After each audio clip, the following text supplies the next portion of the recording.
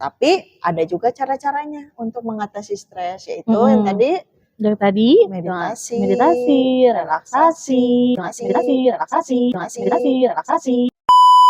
Begitu teman-teman. Topik yang sangat menarik bukan? Oke.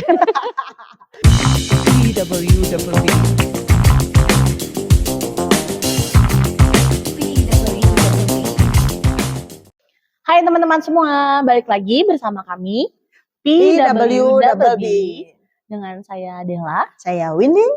Oke, hari ini kita mau bahas topik apa sih Kak? Hari ini kita mau bahas topik yang ada di sekitar kita, bagaimana mengatasi stres. Oke, kenapa sih Kak kita mau ambil topik ini Kak? Karena sehari-hari kita alami dan mungkin ada yang belum tahu gimana sih cara mengatasinya supaya dengan lebih positif gitu. Oke. Nah, sebelum kita jauh membahas ke sana gimana cara ngatasinnya, kita perlu kenalin dulu nih.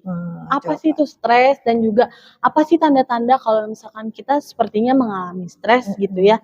Nah, stres itu jadi teman-teman punya 2 poin penting atau punya 2 komponen penting nih di dalamnya. Yang pertama itu fisik. Jadi fisik ini yang melibatkan tubuh ya Kak ya. Dan yang kedua itu ada apa Kak? Ada psikologis dong. Oke, betul. Psikologis ini tuh dia berpengaruh terhadap bagaimana individu atau seseorang tuh mempersepsi keadaan dalam hidupnya ya kayak yang terjadi gitu. Jadi stres itu terjadinya pas kapan nih Dela? Pas ketika memang seseorang itu perlu menyesuaikan dirinya ya kayak dengan tuntutan-tuntutan yang ada atau misalkan perubahan-perubahan yang terjadi ya kayak itu juga bisa menimbulkan stres bagi seseorang. Nah, terus gimana sih Kak untuk kita tahu tanda-tanda apa aja nih yang terjadi ketika memang atau respon tubuh kita atau reaksi kita secara emosional itu seperti apa sih Kak kalau misalkan mengalami stres? Oke, jadi tanda-tandanya mungkin ada perubahan di emosinya, merasa lebih cemas, merasa sedih, merasa iritasi, berlebihan kayak gitu. Terus apalagi Dela? Mungkin ini ya Kak, jam tidur jadi bermasalah ya. Gimana? Biasanya mungkin jadi sulit tidur gitu ya, apalagi anak-anak muda sekarang banyak overthinking ya kayak katanya overthinking di jam-jam tertentu. Nah, mungkin itu masalah-masalah itu yang apa ya, salah satu tanda ya kayak jadi itu juga stres gitu ya, overthinking itu. Masalah tidurnya Kak. Masalah tidurnya gitu. Jadi sulit tidur, terus juga tidur jadi nggak nyenyak mungkin nih kayak kemudian juga jadi atau malah tidurnya terlalu lama bisa jadi stres nggak Kak? Itu salah satu tanda stres nggak? Untuk menghindari masalah gitu, supaya nggak ketemu masalah, jadi dia tidur lebih banyak. Mungkin bisa jadi ya. Oke, kemudian apa lagi nih Kak? Ada perubahan di nafsu makannya mungkin ya. Jadi nggak nafsu gitu ya, lagi stres. Jadi orang itu banyak ya, kenapa nggak makan? Lagi stres, jadi nggak nafsu makan. Atau justru malah bisa berlebihan juga. Betul.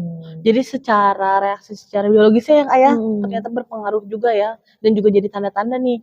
Kemudian juga ada rasa kelelahan yang mungkin berlebihan ya kayak ngerasa kayaknya aktivitas-aktivitas yang kita lakukan itu menimbulkan kelelahan gitu yang sangat signifikan untuk kondisi fisik kita ya. Atau mungkin nggak ngelakuin apa-apa karena stres jadinya lelah terus bisa. Ya itu salah satu tanda ya kayak. Selanjutnya itu ada masalah konsentrasi nih. Entah kita jadi sulit berkonsentrasi jadi kita jadi sulit nih untuk memutuskan sesuatu gitu ya karena kita terus berkelut dengan sumber-sumber stresor kita gitu ya kayak sumber permasalahan kita baik di pekerjaan misalnya, terus juga bisa juga pendidikan dengan tugas-tugas kita. Nah, itu kita jadi susah untuk berkonsentrasi. Kemudian juga tadi yang sesuai sudah dibicarakan di sebelumnya kayak terkait dengan fisik itu juga ada. Jadi kita misalkan ada tanda sakit kepala, sakit perut, atau otot-ototnya mungkin tegang, itu juga kita perlu lihat tanda-tanda dari stres ya. Betul. Kemudian juga ada perubahan perilaku gitu. Jadi apakah kita jadi menghindar dari tanggung jawab yang tadi Kakak bilang gitu ya mungkin atau juga menjadi lebih tertutup dari lingkungan sekitarnya gitu. Kemudian ketika memang kita sudah tahu nih apa itu stres dan juga tanda-tanda ya kayak cara mengurangi potensi-potensi stres atau cara kita menghindari stres itu, kita perlu meningkatkan dukungan sosial. Gimana caranya itu kalau meningkatkan dukungan sosial ini nggak hanya dari orang-orang terdekat ya Kak ya, nggak hanya dari orang tua ataupun juga dari teman atau misalkan dari keluarga, anggota keluarga lain, tapi bisa dengan kita ikut ataupun juga terlibat aktif dalam suatu organisasi atau komunitas-komunitas yang ada Kak. Gitu. Jadi dengan kita terlibat, nah selain kita terhindar dari stres juga ternyata bisa membangun social network kita, kemampuan kita, dan juga membentuk suatu hubungan yang baru dengan orang baru.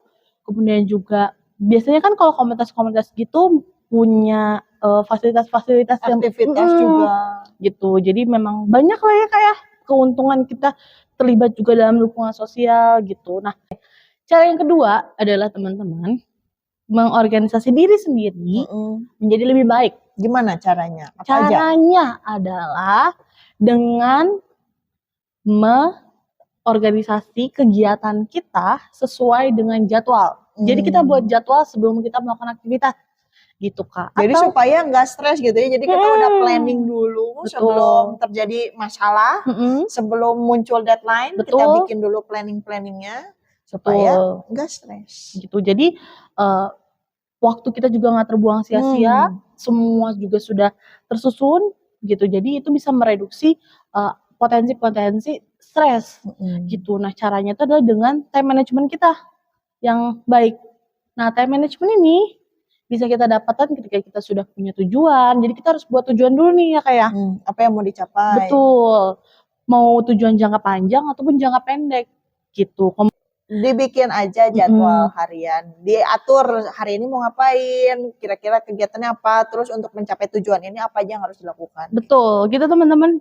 Kemudian cara yang selanjutnya adalah berolahraga. Berolahraga itu bisa membantu tubuh kita menjadi lebih fit, sehingga itu bisa menurunkan kecemasan, depresi, ketegangan otot gitu ya. Olahraga itu bisa membantu untuk mengurangi potensi stres. Selanjutnya, tapi sebelum sampai situ olahraga juga bisa menghasilkan hormon positif untuk jadi memboost mood kita gitu, untuk mengurangi si tingkat stresnya. Betul. Kemudian cara selanjutnya itu adalah mempersiapkan diri untuk kejadian stres. Ya, jadi kalau kita tahu nih, kalau ke sekolah datangnya mepet pasti macet, dan saat macet kita akan stres. Jadi kita harus persiapkan diri, bangun lebih pagi, persiapkan diri supaya kita tidak sampai menemui si kejadian stres itu. Berikutnya akan bahas cara-cara praktis lah ya untuk mengurangi stres saat mengalami stres. Apa aja yang harus dilakukan? Yang pertama, relaksasi. Nah, jadi dengan relaksasi ini kita bisa lebih tenang gitu. Jadi kita mengatur pernafasan ya kayak dengan kita mengambil nafas dalam-dalam terus menghembuskannya. Kemudian yang kedua adalah massage terapi. Gimana massage? Nah, ini tuh dia bisa meningkatkan produksi hormon oksitoksin yang membantu meredakan atau menurunkan tekanan darah dan juga stres teman-teman. Itu gampangnya jadi pergi ke tempat pijat gitu. Betul, bisa juga seperti itu. Kemudian adalah meditasi dengan metode praktek yoga. Nah, itu tuh bisa meningkatkan kesehatan fisik dan juga mental dan mengurangi stres. Oke, cara yang terakhir ada mungkin ini yang paling mungkin nggak disarankan ya. Iya. Apa itu Dela? Obat. Kenapa obat? Obat. Karena obat-obatan ini perlu diresepkan sama dokter. Jadi hati-hati teman-teman, jangan dari internet teman-teman dapat nama-namanya gitu ya, nama-nama obatnya. Nah itu hati-hati teman-teman, takutnya obat-obat tersebut tidak sesuai nih dengan kondisi tubuh teman-teman gitu. Jadi memang ini cara yang mungkin terakhir ya Kak ya, yang nggak disarankan yang juga tidak, mungkin. Iya begitu. Kalau tadi kan secara teoritisnya ya itu cara-caranya, bagaimana menanganinya. Kalau Dela sendiri biasanya kalau lagi stres apa yang dilakukan? Kalau aku biasanya tidur. Tidur yang cukup maksudnya. Iya. Jadi maksudnya kadang kan karena tugas jadi tidur suka begadang gitu kan, dan itu tuh waktu tidur tuh jadi berantakan. Jadi ketika memang udah ngerasa nggak bener nih, ada sesuatu yang salah, biasanya aku memperbaiki pola tidur gitu Kak. Terus kalau misalkan udah, nah aku rehat sejenak dulu nih. Biasanya kan kalau aku karena masih pendidikan gitu ya, kita kan masih pendidikan ya Kak. Jadi biasanya aku kan sumber stres sore udah pasti tugas ya kan. Nah aku biasanya sejenak berhenti dulu dan melakukan apapun yang aku suka, misalkan nonton gitu. Jadi untuk mengalihkan perhatian gitu sih Kak, biasanya nonton atau pergi sama teman-teman gitu. Kalau dari Kakak sendiri gimana Kak? Kalau saya olahraga yang pertama. Supaya enggak diem di rumah dan jadi tuh cari suasana baru. Nah, jadi entah pergi basket, berenang, muay thai atau apapun lah. Terus mungkin yang biasa dilakukan di rumah kalau udah mulai stres, ya sama kayak Dela tadi, berhenti dulu, udah ditinggalin dulu aja sih yang bikin stresnya itu tugas kah atau apakah, ditinggalin. Terus saya senangnya nonton komedi. Jadi untuk mengalihkan pikiran, untuk merefresh supaya lebih positif gitu ya, menyeimbangkan kadar negatif positif di dalam diri saya dengan nonton komedi. Gitu. Jadi setiap orang punya cara yang masing-masing teman-teman ya kayak cara mana nih yang sekiranya memang pas dengan kita gitu. Jadi teman-teman bisa explore aja kalau teman-teman sukanya apa yang memang bisa membantu teman-teman untuk mengurangi kadar stresnya. Gitu. Oh, bisa juga saya biasa denger lagu. Itu juga bisa.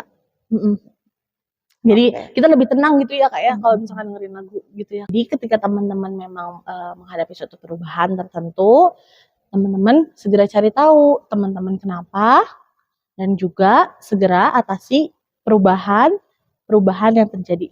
Gitu jadi ya, penting untuk mengetahui sebenarnya apa yang bikin stresnya supaya bisa diselesaikan duluan ya.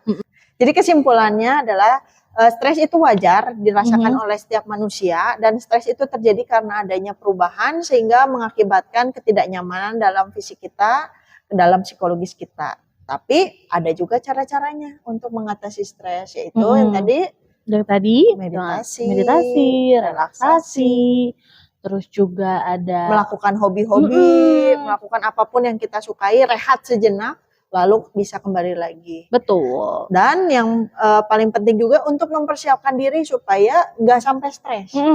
Jadi dengan kita bikin tujuan, jadwal, mempersiapkan diri, itu mengurangi stres, potensi untuk stres. Betul. Jadi ada antisipasinya dulu ya kayak sebelum kita terjun ke dalam kondisi stres. Jadi si stresnya tuh nggak kita cari sendiri. Betul. Begitu teman-teman. Topik yang sangat menarik bukan? Oke, sampai ketemu lagi di topik-topik berikutnya hari Selasa jam 5. Dadah. Terima kasih. Sehat selalu. Jangan stres-stres. Dadah.